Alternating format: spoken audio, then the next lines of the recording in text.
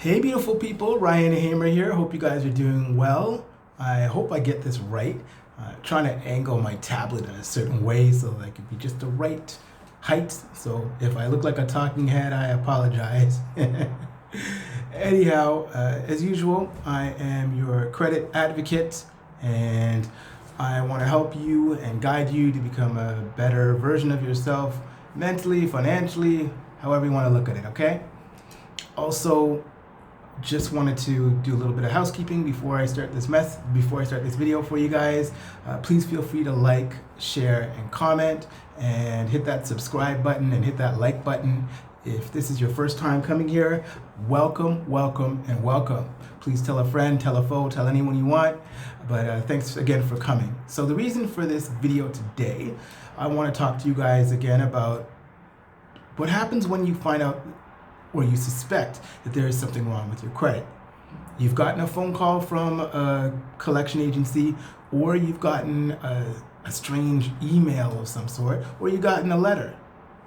And then you're wondering, okay, well, what do I do now? What a lot of people do is they stick their head in the sand, they freak out, or they ignore it, or they just don't do anything. So the first step is to find out, is this legit? You know, you could look up the collection company, find out whether they're a legitimate collection company. At least you know whether, if it's Acme Credit Company, you have a pretty good idea that that might be a scam or what have you. You might have gotten a funky voicemail message or what have you. You can look up the phone number, do a reverse lookup. All right. Also, you can call them back, but I wouldn't really call them back unless you've done your research and unless you've done your due diligence. So the due diligence comes into play with regards to pulling up your credit bureau report. So I always say this, don't go to Credit Karma, don't go to Borrowwell. A lot of people want to be cheap and pull that stuff up to check their credit bureau.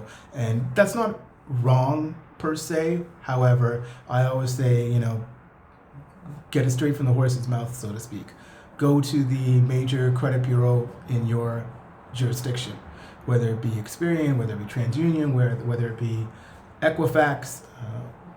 Primarily, I tend to focus my energies on Canadian credit issues, but I mean, the sound principles are the same. Pull up your credit bureau report from the credit bureau themselves. A lot of companies out there that sort of have backdoor access to the credit bureaus, and they provide you with a snapshot. But I like to use the credit bureaus because I know that they're up to date and accurate. TransUnion and Equifax. I prefer to go to Equifax because Equifax is like the Bell Canada or the Rogers of the credit world, right? So they're the big dog. They're the big top dog. They're the ones that a lot of companies and stuff go to first. And there are the banks really rely on the Equifax first. So that's why I'll check that one. When you go to Equifax, what are you going to be looking for, right? You want to make sure that your information's up to date. Address and, employer, phone number and all that stuff. However, let's go and so you be mindful of the address, and we'll get back to that. We'll circle back to why that is important, why your address is important, whether it's an old address or whether it's a new address. I'll explain that in a second. You then go into your report, and you want to go down to revolving accounts, but specifically, before even revolving accounts, the reason why you're going in here in the first place is because you're checking to see whether there is something in collections. So you go to the collections section, the delinquent items section, and you want to see if there's anything there. The reason why you do this is it gives you an idea as to whether, okay, these people are sending me a letter, these people are calling me, but I don't see anything in my credit bureau yet, or at all. So it could mean one of several things. It could mean that it's a scam. It could mean that there is no debt. It means you don't owe anything. You could have been a victim of identity fraud or theft or what have you, and maybe it hasn't posted yet or what have you. Or it could mean that you do have an outstanding debt with an original creditor that is now in the hands of a third-party collections, or you could be in second-party collections, which is, it could be the collections of the internal collections of the creditor. So if it's the internal collections of the creditor, it's not yet been outsourced or sold or handed over to a third-party collections to try and collect the debt. So why that's important to you is, if it's not visible on your credit bureau report, then you still have time. You still have, excuse me, you still have time, you still have a chance to sort of cut it off at the pass. And when we say cut it off at the pass, means if you can sort out the debt before it actually gets on your credit bureau report, it saves you a whole heap of headache. It saves you 6-7 years of stress of trying to get it off your credit bureau report, and then you come to me and ask me, hey, Ryan, can I get this off? Is it possible to get this off? So you call your initial creditor, your credit card company or whatever, say, look, have you canceled the debt? Have you canceled this card? Or is it in third-party collections? Is it on my credit bureau report or what have you? Am I still able to salvage this account? Can I still pay you now, and we'll be able to revert back to where we once were? Typically this happens. Typically you have sort of a little bit of leeway to do that. It depends on how many days outside of the actual due date and in delinquency you are. So in business, there's a term, we have a 30-day net. So in business, you can pay something within 30, 60, 90 days. What happens is you have credit to be able to pay that in 30 days or 60 days or what have you. Once you go outside of the allowed threshold, you become a bad debtor. You become a bad, your relationship sours with that entity. Same thing happens consumer-wise. If you have a credit card and then 30 days goes by, they give you the grace period to pay the debt, and then 30 days goes by, well, they start looking at you funny. They start giving you the side eye. 60 days goes by. Oof, that's not good, but you're still somewhat okay. But when we reach like 90 days and 120, oh boy, they probably already written that thing off. You can then pay them all you want, but it's not going to reinstate the account to where it previously was. Now, we can't hold this as a hard and fast rule, because what happens is every company has their own sort of internal set of rules. But typically what is universal is everybody understands, 30, 60, 90, 120, those sets of days. So there are different penalties and sort of thresholds that are set out within, terms of service or within their internal documentation, and what flexibility they have that they will extend towards you based on how maybe your previous history, how good a payer you have been, or good customer you've been. You don't never want to let it get to that state or that point where, it's been days and months and months and months. Now I understand we've been in COVID, and there's still lingering effects of that. There are a lot of people that are, watching these videos right now because maybe they weren't working. Maybe they didn't make enough money. Maybe their job shut down temporarily and things lagged. Unfortunately, credit card companies and debtors, they have no chill, right? They don't care. They want their money. It's like that commercial. It's my money and I want it now. Well, they wanted their money when they wanted it. So we all have a story. We all have an excuse. We all have a situation as to why we couldn't do something on time. But, they say, coffee's for closers, right? So they wanted their money when they wanted it. The fact of the matter is, what can we do right now to mitigate your situation? So when you look and you see that you've probably fallen delinquent and you've fallen behind in the account, so they have the chance to close the account, or what they'll do is, the trick is, they will leave it open yet still send you to the collections anyways. So you get fooled into thinking that you still have that account and that it's available. You still have access to that account. So for example, I had a friend call me and tell me that the credit card company still had it listed as an open account. They were still even sending her statements. They were sending her credit card statements, yet the account had been canceled, and a third-party collection agency was calling her, and there was no congruency between the two. And I said, well, the credit card company, they just want their money, so they'll probably still send you the invoices or the statements and make you think that you have a card, but you can't use it. It's locked. It's done. So what you have to do now is you got to look and see, all right, is this account still open? How much money are they saying that I owe? when is the date of last payment? Now, this is something that I always come back to. I talk a lot about the date of last payment and why it's so important. The date of last payment is so important is because that's your marker.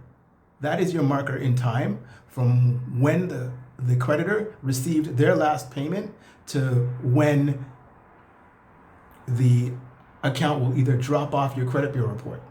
And this is if you're not going to pay them. Okay, so if you do decide to pay them, if you do decide to negotiate, and there are reasons as to why you may or may not want to negotiate, okay? 6 years from the date of last payment, and then it'll drop off. Some guys go to 7, but generally, general rule of thumb is it's 6 years from the date of last payment. So where you are in the life cycle of this particular debt is important. So say it's a credit card. If they say that you didn't pay, they say that you paid them, and I'm just throwing out a year here. So say it was 2020. Okay. If the date of last payment was 2020, that means somewhere in 2026, 2027, you'll notice that account will not have as much significance. It's going to drop off. It'll disappear from your credit bureau report. Do you still owe the debt if it drops off? Yes. Yes and no. So, in the eyes of the creditor, yeah, you still owe the money. Even though they've written it off. They've written it off. Their insurance has paid them for the loss. They have recouped it in tax, whatever. Okay? The third-party collections that is trying to collect on that debt that the original creditor has written off, to them, you still owe the money.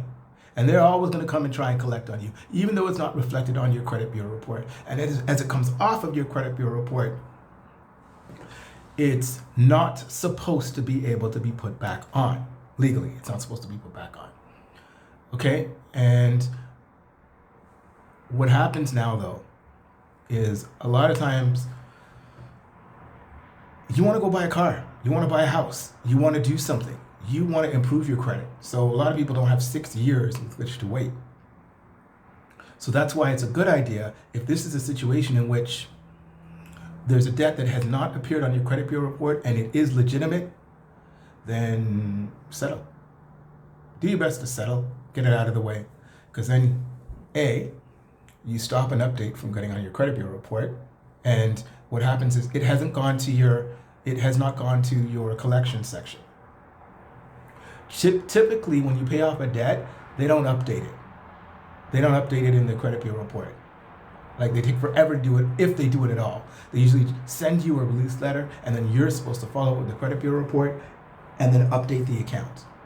Now, what happens?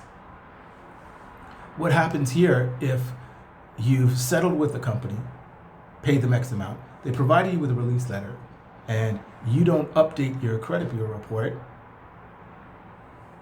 And what happens? Sometimes the account might get sent over to another collection agency. I've seen this happen where you got 2 different collection agencies trying to collect on the same debt. Whenever you pay off a debt or settle or what have you, always get stuff in writing. And when I say stuff in writing, I mean get that release letter. Okay? Keep a copy of that release letter, because you may need to provide that to another collection agency and or the credit bureau and or the bank. If you go to the bank to get a loan, and they're like, hey, what's this here? I see this on your credit bureau report. Well, sir, I've actually paid this off. I paid it off 5 years ago. Here is a release letter where they accepted payment for it. And it wasn't even on my credit bureau report, so I don't know how that it entered here. So at least that can help you sort of mitigate that issue. Another thing that you want to keep in mind is once you have sorted it out with the collection agency and you have your paperwork and whatnot, sometimes things do end up on your credit bureau report. I know it's not fair and I know it's not right, but sometimes a debt that you paid will end up appearing on your credit bureau report. So the way to deal with that after the fact is you can write a letter to have it removed. You can request that it be removed. You can say that it had already been sorted out internally and there was no reflection on the credit bureau report, so you don't know why it's there. You can try that. It's not always easy. to remove items that are paid, and it's not always easy to remove items that haven't been paid. Some people will tell you, well, say that it's fraud, and you got to prove that. What documentation are you going to have to prove that it's fraud? Second of all, some people might say, oh, well, you know what, I'll say that it was a fraudulent transaction, and da-da-da-da-da. Well, what if it was a credit card? What if it's with your bank? So then now you've messed up your relationship with your bank. And say you want to go back and get another credit card. That leads me to another point. Say it's a credit card issue that you have, right? Once you paid off that credit card, or once you paid off the creditor, you also want to ask the question, is it possible to reestablish my relationship with you via a different card or a different product? And because you want to find out whether they've closed the door on you, whether they've locked you out, or how long you're going to be phased out for.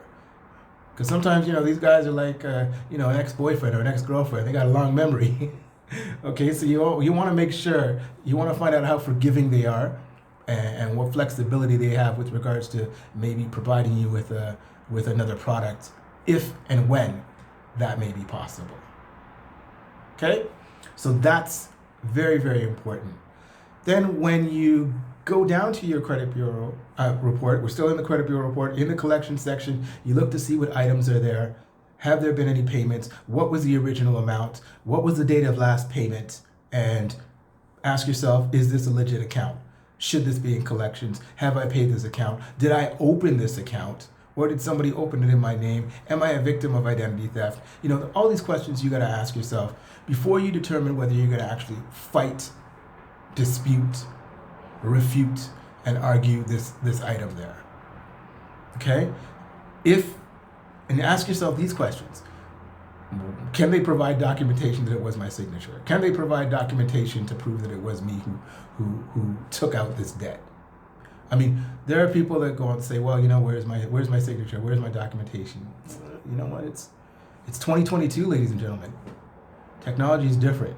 We got you on voice agreeing to things. And yeah, it's a little bit harder, but not impossible, but it's a little bit harder. So I just wanted to do this video today to talk to you guys about some steps that you can take when you do suspect that there's something on your credit bureau report, you get a notification or you get a strange call. These are the things you want to check first on your credit bureau report. Then you do you figure out, okay, are we going to call this collection agency and never acknowledge the debt? I always tell you guys, never acknowledge the debt. I see this particular item on my credit bureau report. I wanted to get some more information about it. Be wary of the information that you provide the collection agency. If you've moved to a different address, don't provide them with a new address. Provide them with whatever is currently on your credit bureau report, because they check your credit bureau report to see if you've updated your contact details or anything like that. And if they have old contact details with you, then sure enough, you give them those old contact details when you were contacting them to inquire about the alleged debt, and keep referring to it as alleged. Because if they're contacting Joe Smith at an address that you don't live at, then that's not you. I mean, you know what I mean. Anyhow, thanks for taking the time to watch this video. I hope you got some insight, and hope you gathered some value from this video. If you have any questions or concerns, please feel free to post them up in the comments. And also, if you do want to talk to me, if you want to have a consult with me, please feel free to reach out to me. I think I have it somewhere around here. There'll be a link for setting up a Calendly invite to have a 30-minute consultation with me, all right? I do help people, and I do charge for that. Yes, that is something that I do. I know I've had a couple of inquiries and stuff like that, and some people ask me questions, and I give them a couple of answers, and then they take off and I never hear from them again. And then some will say, yeah, I want some help, but and then whenever we talk, we talk figures, and they get scared. So it's like, look, nothing is foolproof, but I've been around and I've been in the trenches, and I've been through almost a lot of financial snafus that you can think of. I've made the mistakes, so I understand what it's like, and I understand the frustration that you can feel, and I get it. Sometimes it's embarrassing to reach out and ask for help. And sometimes you don't want to spend money to get help. I understand that. But the fact of the matter is, if you don't have 6 years to waste, then I suggest you do something. You've taken 20 minutes of your time to watch this particular video, which is a great first step. Thanks for taking the time to watch this video. Again, my name is Ryan Hamer, and please feel free to tell a friend, hit that like button, and share this video with somebody who you think might be interested. All right? Have a great day. Until the next time.